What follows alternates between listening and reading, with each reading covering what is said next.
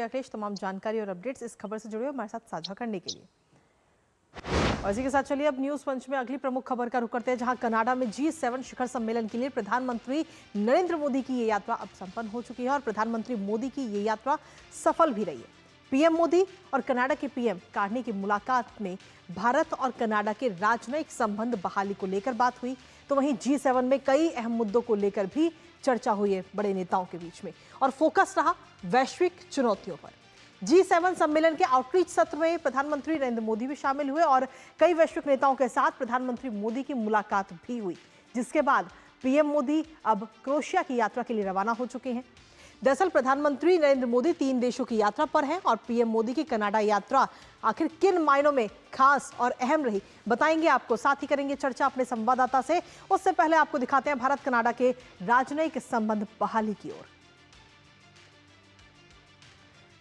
तो भारत कनाडा के जो राजनयिक संबंध हैं वो इस वक्त बहाली की ओर नजर आ रहे हैं और G7 में वैश्विक चुनौतियों पर भी सीधे तौर पर फोकस रहा। आउटरीच सत्र की अगर बात करें तो इस सत्र में प्रधानमंत्री नरेंद्र मोदी भी शामिल होते हुए नजर आए। तो राजनयिक संबंध बहाली की ओर है। भारत और कनाडा के बीच के जो आपस के संबंध है, दोनों नेताओं की जो ये बैठक हुई काफी सार्थक रही। आपको बता दें कि पहली ये मुलाकात थी दोनों नेताओं के बीच में और काफी सफल ये मुलाकात रही है। भारत कनाडा के संबंध बेहद महत्वपूर्ण है, ये बात का जिक्र दोनों नेताओं की तरफ से किया गया है। इसके साथ ही आपको बता दें कि नए उच्चायुक्तों की नियुक्ति पर भी सहमति बन चुकी है भारत और कनाडा के बीच में जो ये वार्ता हुई, और इसके साथ ही उच्चायुक्तों की नियुक्ति भी होगी। साथ ही लोकतंत्र, स्वतंत्रता और कानून के शासन में भी दृढ़ विश्वास जताया दोनों देश के नेताओं की तरफ से।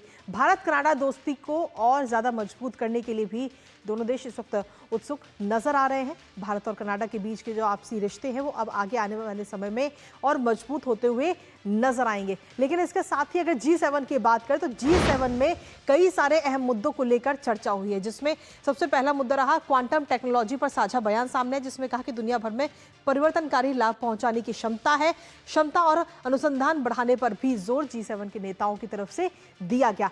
इसके साथ ही नवाचार को बढ़ावा देने के लिए भी सहयोग जरूरी है, सभी देशों को एक साथ मिलकर आना चाहिए, ये बात उसमें कही गई। और साथ ही नवाचार को बढ़ावा देने के अलावा कहा गया कि अनुसंधान और विकास सफल रहे हैं, जो अनुसंधान और विकास है वो सफल रहे। विभिन्न क्षेत्रों में लाभ पहुंचाने के लिए भी तकनीकें तैयार है, एक दूसरे के साथ साझा करने की जरूरत है।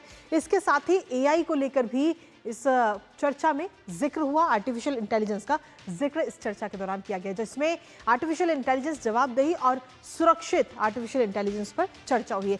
क्या कुछ उसमें से बिंदु निकलकर सामने आए, एक नजर उस पर भी डाल लेते हैं। तो क्वांटम टेक्नोलॉजी पर तो साझा बयान सामने आया ही है, लेकिन इसके साथ ही आर्टिफिशियल इंटेलिजेंस पर भी बयान सामने आया। इसके साथ ही आपको बता दें कि प्रधानमंत्री नरेंद्र मोदी की वैश्विक नेताओं से भी मुलाकात रही है। कौन कौन से अहम नेता रहे, एक नजर उस पर डाल लेते हैं। कनाडा के पीएम मार्क कार्नी से मुलाकात रही प्रधानमंत्री नरेंद्र मोदी की। फ्रांस के राष्ट्रपति इमैनुअल मैक्रों से मुलाकात हुई। जापान के प्रधानमंत्री शिगेरू इशिबा से मुलाकात हुई। साथ ही इटली के प्रधानमंत्री जॉर्जिया मेलोनी से मुलाकात। दक्षिण अफ्रीका के राष्ट्रपति सिरिल रामफोसा से मुलाकात हुई। एंथनी अल्बानीज जो कि ऑस्ट्रेलिया के प्रधानमंत्री, उनसे मुलाकात हुई प्रधानमंत्री नरेंद्र मोदी की। ब्रिटेन के प्रधानमंत्री कीर स्टारमर से भी मुलाकात प्रधानमंत्री नरेंद्र मोदी की हुई है। तो काफी ये मुलाकात और काफी खास, काफी अहम रही। कई अहम मुद्दों को लेकर चर्चा हुई है। दक्षिण कोरिया के राष्ट्रपति के साथ मुलाकात हुई। मैक्सिकन की राष्ट्रपति हैं क्लाउडिया शेनबाम, उनके साथ हुई मुलाकात प्रधानमंत्री नरेंद्र मोदी की हुई।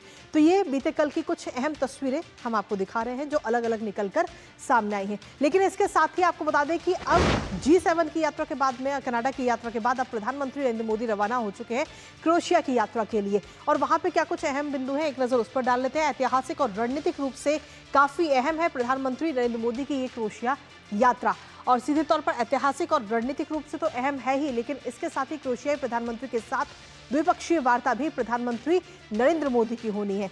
साथ ही राष्ट्रपति जोरान के साथ हुई मुलाकात प्रधानमंत्री नरेंद्र मोदी की होगी, और प्रधानमंत्री की इस यात्रा से अगर हम सीधे तौर पर देखें तो आगे आने वाले समय में दोनों देशों के जो आपसी संबंध हैं वो और ज्यादा मजबूत होते हुए नजर आएंगे। कई अहम क्षेत्रों में सहयोग बढ़ने की भी उम्मीद इस वक्त जताई जा रही है। हमारे साथ हमारे सहयोगी शैलेंद्र इस वक्त जुड़ रहे हैं, सीधा उन्हीं का रुख कर लेते हैं ताजा अपडेट के लिए। शैलेंद्र, प्रधानमंत्री नरेंद्र मोदी इस वक्त क्रोएशिया के लिए रवाना हो चुके हैं और उनकी क्रोएशिया की ये यात्रा काफी खास और काफी अहम है रणनीतिक लिहाज से भी। देखिए कृतिका, पहले भारतीय प्रधानमंत्री होंगे नरेंद्र मोदी जो क्रोएशिया के दौरे पर आ रहे हैं। तो उस लिहाज से देखें क्रोएशिया के लोगों को बहुत उम्मीदें हैं। जी। हम देखते हैं कि भारतीय जो लोग यहाँ पर रहते हैं वो तो उत्साहित हैं ही,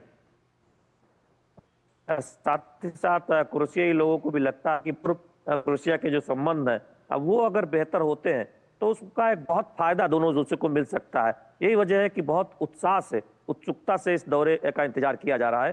प्रधानमंत्री नरेंद्र मोदी आज दोपहर यहाँ पर पहुंचेंगे, उनकी क्रोएशिया के प्रधानमंत्री से मुलाकात होगी, राष्ट्रपति से मुलाकात होगी। 4 एमओयू पर दस्तखत होने की उम्मीद है, जो कृषि में या फिर विज्ञान तकनीक में या फिर सांस्कृतिक संबंधों में ये एमओयू होंगे। तो निश्चित तौर पर जो भारत और क्रोएशिया के बीच जो संबंध है, अब राजनीतिक संबंध तो मजबूत होंगे ही, आर्थिक तौर पर जो सहयोग है वो भी बढ़ेगा।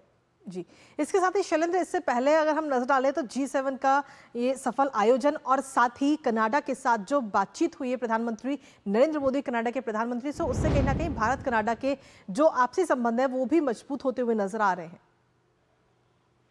कृतिका, देखिए, भारत कनाडा के जो राजनयिक रिश्ते थे उसमें एक रुकावट देखने को मिली थी और एक घटनाक्रम के बाद हमने देखा था कि राजनीतिक जो संबंध है वो उसमें रुकावट आ गई थी। अब उसे बहाल करने का फैसला किया गया है, तो ये बहुत महत्वपूर्ण फैसला है भारत और कनाडा की तरफ से।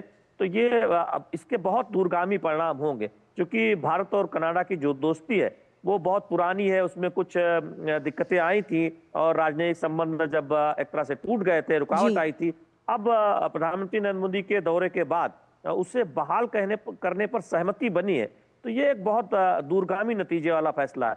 दूसरी बात यह है कि G7 में जिन बातों को कहा गया, भारत की जो बढ़ती भूमिका है वो एक तरह से देखें अब दुनिया समझ रही है। सुरक्षा जो चिंताएं हैं आतंकवाद को लेकर, हमारी दुनिया में तमाम देश उसका सामना कर रहे हैं और भारत की जो जीरो टॉलरेंस की नीति है उसका समर्थन कर रहे हैं आतंकवाद के खिलाफ। तो ये एक बहुत बड़ा एक तरह से संदेश भी है कि वैश्विक स्तर पर जब नेताओं से मुलाकात प्रधानमंत्री नरेंद्र मोदी की होती है और हम देखते हैं कि जब जो बयान आते हैं उसमें ये बात सामने आती है कि भारत जिन वैश्विक चुनौतियों से निपटने में अब अगुवाई कर रहा है उसमें तमाम बड़े देश वो भारत के साथ खड़े नजर आ रहे हैं। तो ये भारत की ताकत को दर्शाता है। और हम देखते हैं कि G7 से इतर जो मुलाकात हुई अलग अलग देशों के प्रधानमंत्रियों से या राष्ट्रपति से, उसके बाद जो बयान आए, जो सोशल मीडिया पोस्ट आए, वो ये बताने के लिए काफी है कि भारत की जो भूमिका है वैश्विक स्तर पर वो कितनी बढ़ चुकी है और कितनी एक तरह से देखें धाक हमारी बढ़ी। चलिए, बहुत बहुत शुक्रिया शैलेंद्र, तमाम जानकारी और अपडेट्स इस खबर से जुड़े हमारे साथ साझा करने के लिए हमारे दर्शकों तक। और न्यूज पंच में खबरों का सिलसिला लगातार जारी, लेकिन इसी बीच वक्त एक छोटे से ब्रेक का है, कहीं मत जाइएगा क्योंकि ब्रेक के उस पर बात करेंगे इजराइल और ईरान के बीच जारी संघर्ष की।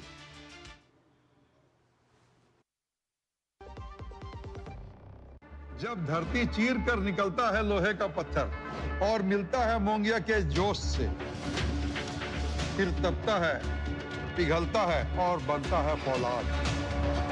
अब होता है सरिया सारी खूबियों के साथ।